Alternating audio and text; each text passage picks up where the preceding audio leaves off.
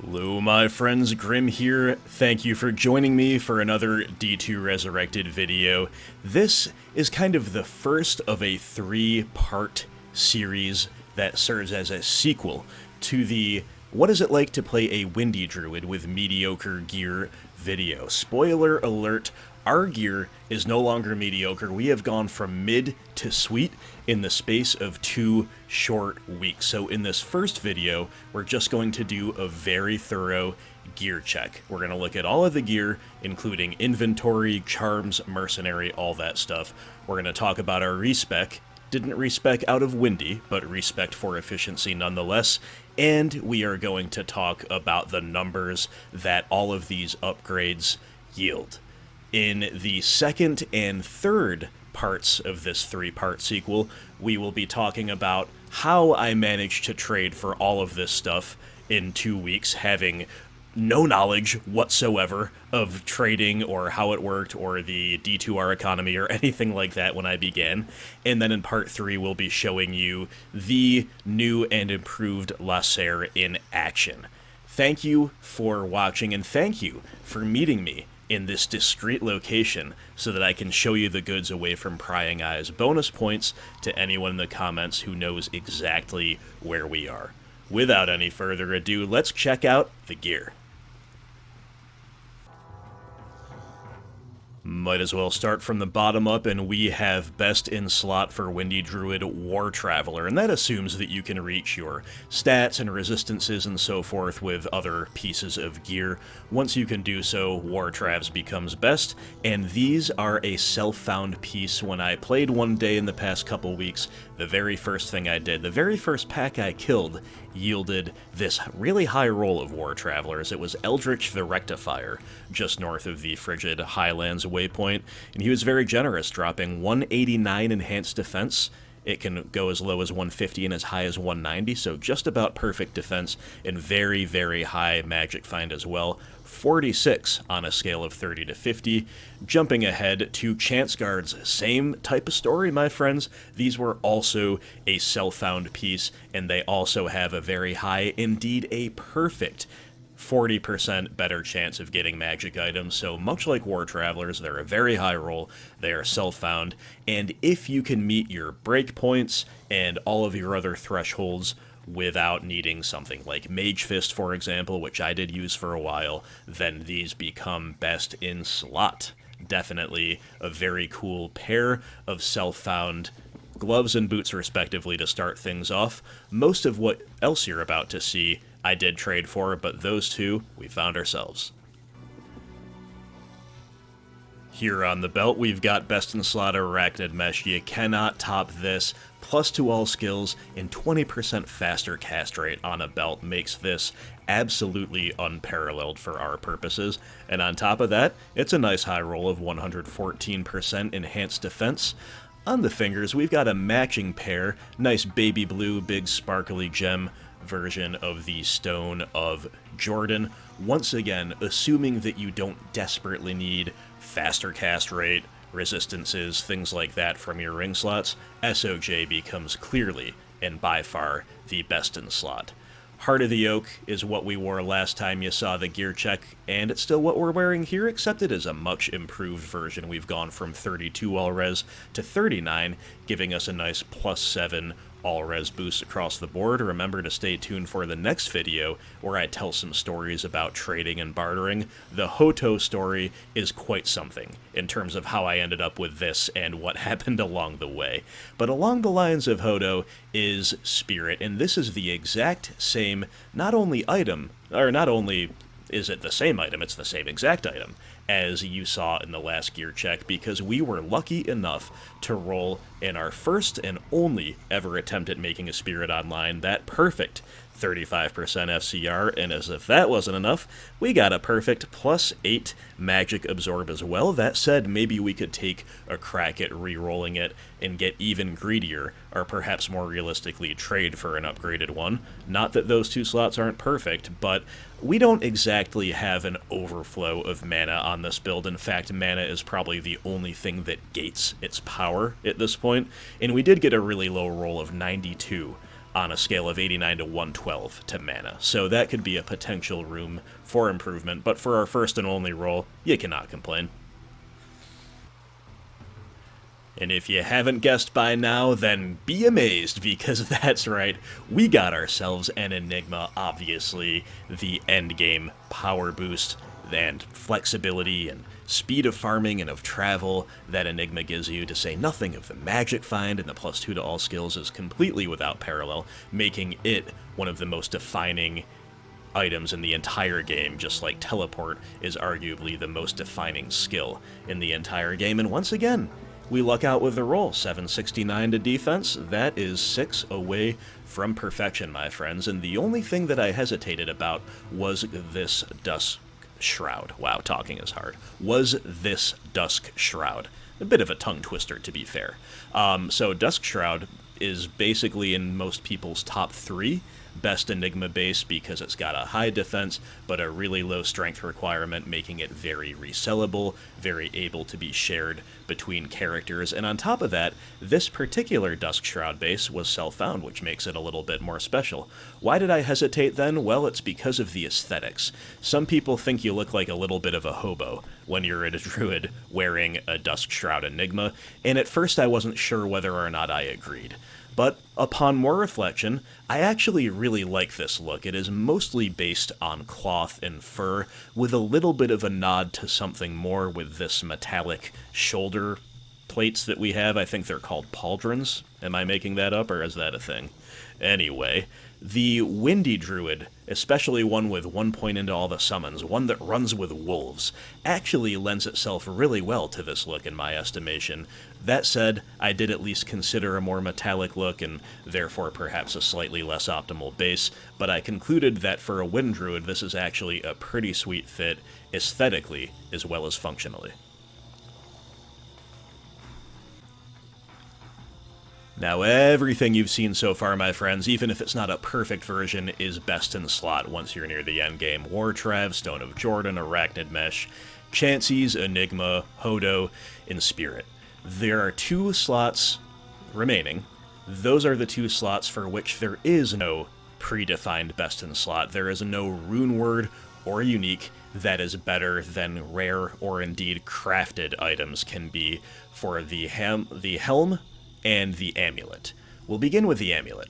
So I am using a crafted piece, and this is actually probably by far the least powerful item that I have equipped to Lysair in a vacuum, but it's actually quite perfect for my purposes. I just picked it up for Ist, a very cheap investment relative to the trading that I've been doing, which I'll go over in the next video, and it's actually the perfect fit, because this gives us 6% faster cast rate, which is a weird low number that can spawn very frequently on caster-crafted amulets. However, we are at 95% and will never be lower than 95%, between 40 from Hodo, 35 from a perfect FCR Spirit, which gives us 75, and 20 from Arachnid Mesh, which gives us 95. I will never take any of those 3 pieces of gear off of my Wind Druid. Therefore, I don't need 10% faster cast rate or even 20, as you see on many high-end amulets. That is a very desirable stat for a lot of builds, and it, of course, correspondingly drives up the price. For us, we only needed 4% faster cast rate, actually. We ended up with 6, but that means that we're not really wasting any power, and it's just a really nice fit for our purposes. And yes, could we use 10 or 20? No problem.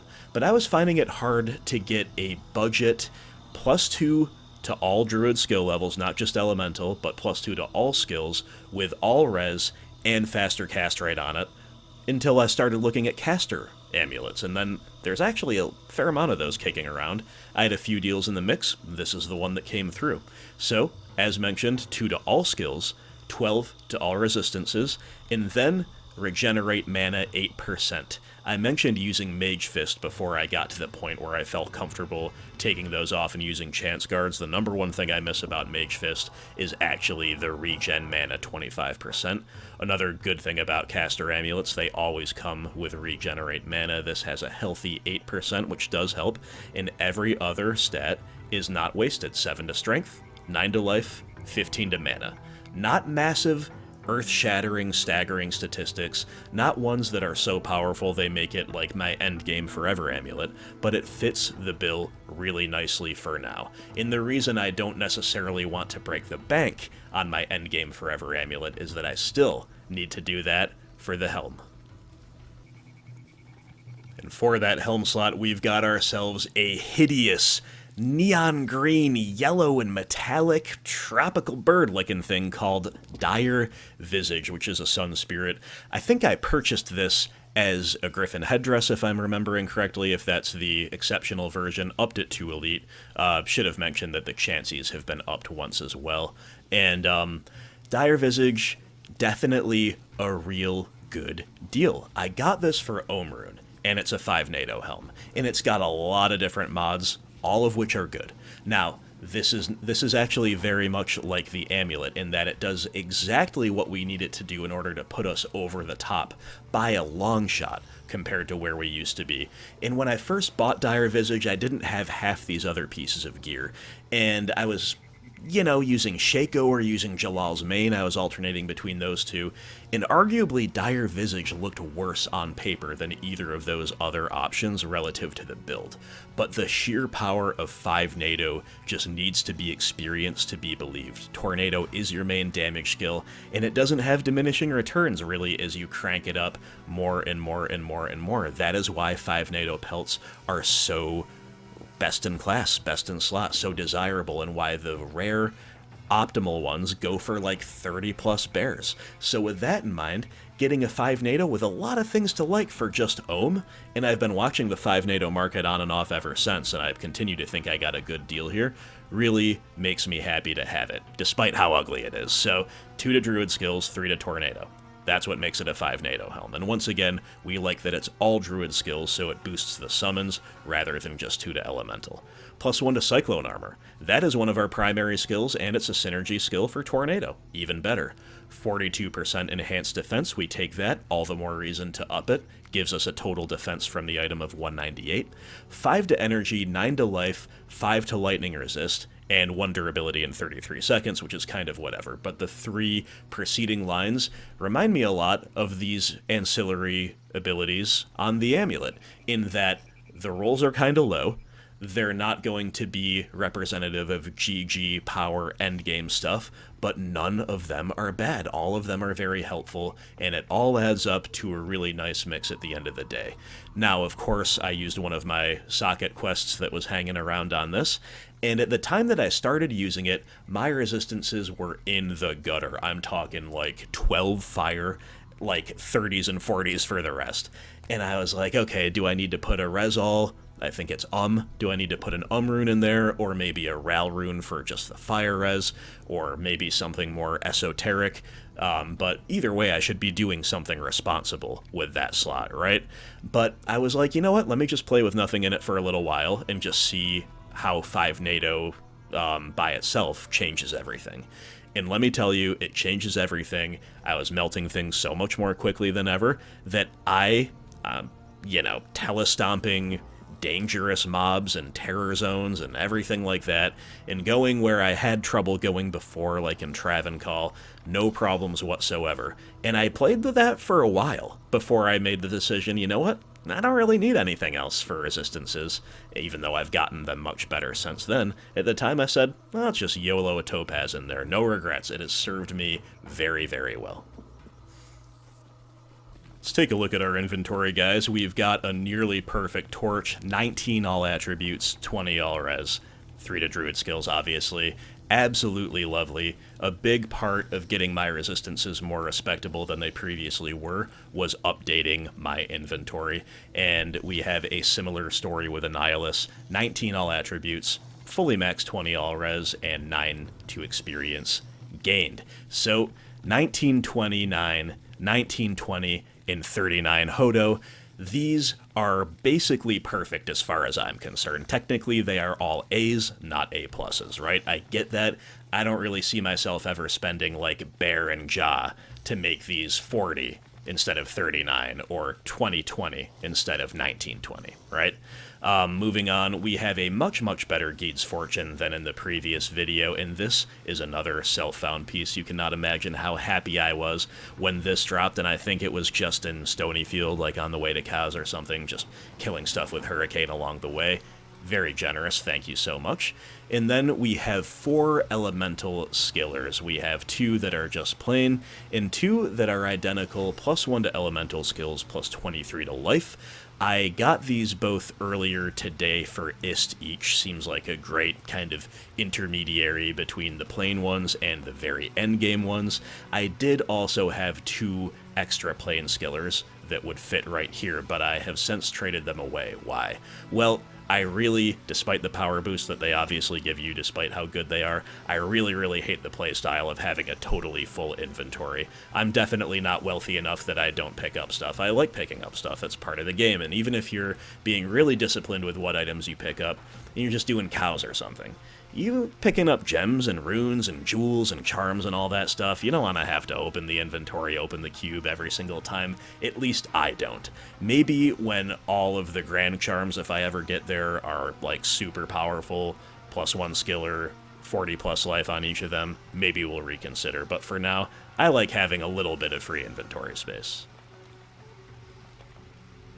As for the rest of the charms, we'll begin with the worst one. It's a large charm. You don't see those too often. There's still a really good roll for them, though, before you're fully maxed out, right? Because you can get a disproportionately powerful large charm for cheaper than similarly powerful grand or small charms sometimes, but that is because they're almost by definition not optimal, especially for casters. But we got one that's all res 7. And then onto our small charms, we have 8 to life, cold res 6. 9 fire res, 5% better chance of magic find. 10 cold res, 3 faster one walk. 5 all res, adds 3 to 6 cold damage. Fire res 10, 5% faster hit recovery. Lightning res 10, 5% faster hit recovery. Fire res 11, 5% faster hit recovery. And fire res 10, 6 to life.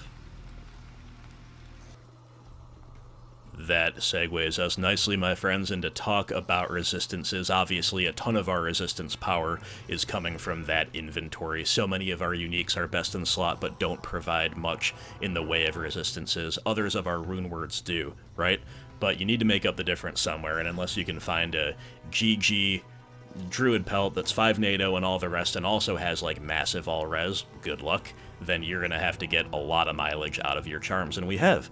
Remember that I mentioned doing basically whatever I wanted in the game with very little danger, at least on players 1. Obviously, I know this can change if I'm playing alone, but with a big party in the game, on really, really, really low res.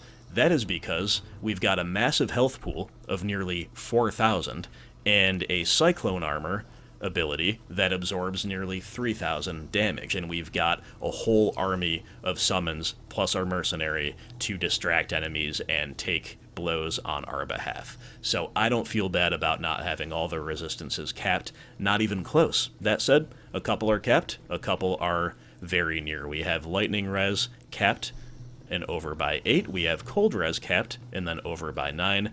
Fire resist falling just shy at 73%, and poison resist lagging a little bit more at 68, but no big deal whatsoever. We have a nice, healthy, low strength value. That is why I respect. I had like 100 wasted points in strength because I went all the way up to 156 just as soon as I got a hold of a spirit, and then subsequently acquired Hellfire, Torch, Annihilus, all this type of stuff that massively boosts your attributes. So I ended up with a bunch of wasted strength points. Obviously, we respect totally into vitality. The reason this is over by 7 is because I'm getting 7 strength from an item that I will not wear forever in the form of Dread Torque. If I do eventually get my total guaranteed endgame amulet and pelt, and one of them gives me strength, fine, I'll respec again. Still got one in the bank, no problem whatsoever. We have 679 mana, as mentioned. There's not great mana regen now that we don't wear Mage Fist, and that's also not the very biggest mana pool. So that leads me to talk about the weapon swap here, because in theory we should, quote-unquote, be doing Call to Arms with another spirit. And I probably will. I've got another Monarch I traded for earlier waiting around, and who knows, we'll probably get there at some point. But number one, I haven't done it before, but it seems kind of annoying to have to swap and do the battle command and stuff out every 3 minutes or whatever it's going to be. Maybe that's not that big a deal. Maybe I'll get used to it. But number two, haven't gotten around to it yet. Number three, it is cool to have Blade of Alibaba on swap for a massive gold find boost and magic find, more importantly. Note that I did not socket this with these topazes myself. Somebody who shall remain nameless gave this to me when I didn't have one and said, "Behold my shame." Very funny. Always remember that one. And then we've got Splendor, which I just had around from leveling. Definitely not bad, adding 50 and 20 golden magic find on swap, respectively. That said, especially if mana is gating us that little bit, it is kind of cool to consider the future in which we are swapping to Call to Arms. Let's have a look at advanced stats. Again, regenerate mana is low at 8%, physical damage reduced by 8%, mana stolen per hit is not relevant, replenish life 90. You notice that. It's definitely sweet. We have a massive health pool. Massive, massive. Even so, all that replenish life is very evident. Attacker takes damage at 23, okay. 330 and 243 gold and magic find respectively, quite high in my opinion. And then when you swap, it gets a little silly. 610 extra gold, 355 better chance of getting magic items. 9 to experience, 14 life after kill. That's another thing that is noticeable if you have telestomped a mob and they start focusing you, but you're melting them with tornadoes. I'm thinking mainly about cows. You can see that life after kill mattering. We're reducing vendor prices, nice for gambling, 10 to light radius, 73% faster run walk. We are rapid, and it's a cool quality of life thing, and it also feels thematic for somebody who, again, is wearing more cloth and fur than metal and is running with the wolves. It's definitely nice to actually be moving really quickly. 70% faster hit recovery. So we talked about the FCR breakpoint of 99. As you can see, we're just above at 101. We are nowhere near, really, the 99% FHR breakpoint, but that will come with time. I'm already working toward it. We've hit 63. We've started to add a few more FCR plus something else, usually resistance, small charms to the inventory. And whether it be filling up on more of those and optimizing those, whether it be indulging in 1 or 2 +1 skillers with 12% FCR, which are a thing, and or whether it be getting FHR, rather, I think I said FCR a couple times, FHR on the pelt that we finally break the bank for. Either way, we are absolutely aiming for 99 or more faster hit recovery, and having played for a little bit with Jalal's main, which made it really easy with the help of a few charms to hit 99, I have to say that you do notice the difference, especially in areas like Chaos Sanctuary or cows or something like that. If you're teleporting a lot, generally that will be very helpful as well. 15 damage taken goes to mana, and then the stuff at the end here doesn't matter much. 75 damage to demons, 8 magic absorb, slows target by 10%, 40% slower stamina drain. But what about Durga? The people want to know what Durga's up to. Well, let me show you. And his power spike has arguably been greater than mine. If you remember some of the nonsense we were using last time, we had a Vampire's Gaze, which is pretty nice, but we had a non-ethereal Bone Hue, okay, whatever. And we were using Sazabi's Ghost Liberator. I mean, come on, for an armor. There's no surprise, therefore, that sometimes I was hesitant to do Travencall runs, for example, because I would half expect, or more than half expect, that Durga would not make it, and I'd have to run across the docks and pay a bunch of gold to get him back. Those days, my friends, I have to tell you, are done. I can't even remember ever seeing his health bar move since I made these changes, so let's talk about him quick. We've got Andariel's Visage, which is an incredible helm. It's non-ethereal, and it's a mid-roll. So, that having been said, it is absolutely still incredible. The difference that it makes, even over a very solid option like Vampire's Gaze, is completely and utterly evident.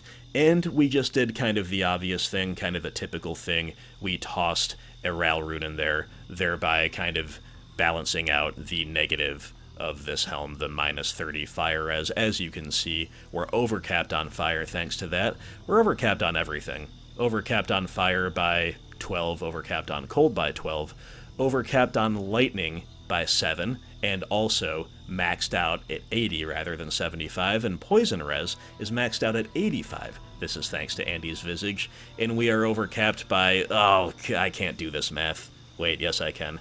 We're overcapped by 100, 115, 172. Isn't that something? And Dariel's Visage, ladies and gentlemen, and 8% lifesteal combining with the Reaper's Toll 15% lifesteal, giving us 22% life leech, which is why I just threw a random enhanced damage plus 3 strength jewel I had sitting around in the Reaper's Toll rather than yet more life leech. Seemed like that would be diminishing returns relative to just upping our damage. Now that said, the Reaper's Toll, how I got this is a really cool story which I'll tell in the next video, and this is an excellent roll. It's slightly above average enhanced damage, perfect roll on lifesteal, and ethereal. Eventually, I will acquire GG jewels for both of these pieces, hell the old runes, or the old sockets out of there, and get the GG jewels in there. I believe if I get enhanced damage or something plus max increased attack speed here, and then fire res plus max increased attack speed here, I will hit a new breakpoint. The final piece is just as important as the other two, if not more so. It's Fortitude. I think this is why Durga is basically immortal at this point. Once again, a pretty cool deal that I got on this one. It is made in a scarab husk.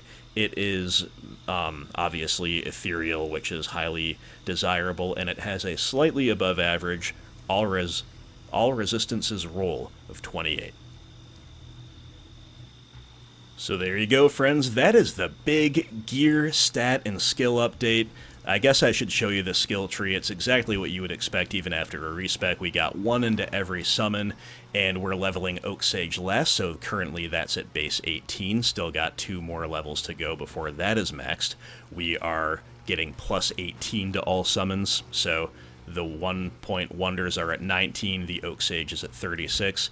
Elemental, we have 1 an Arctic Blast for a prerequisite 20 to all other windy skills, and those are getting plus 22, and plus 23 in the case of Cyclone Armor, thanks to the pelt, plus 25 to Tornado, also thanks to the pelt.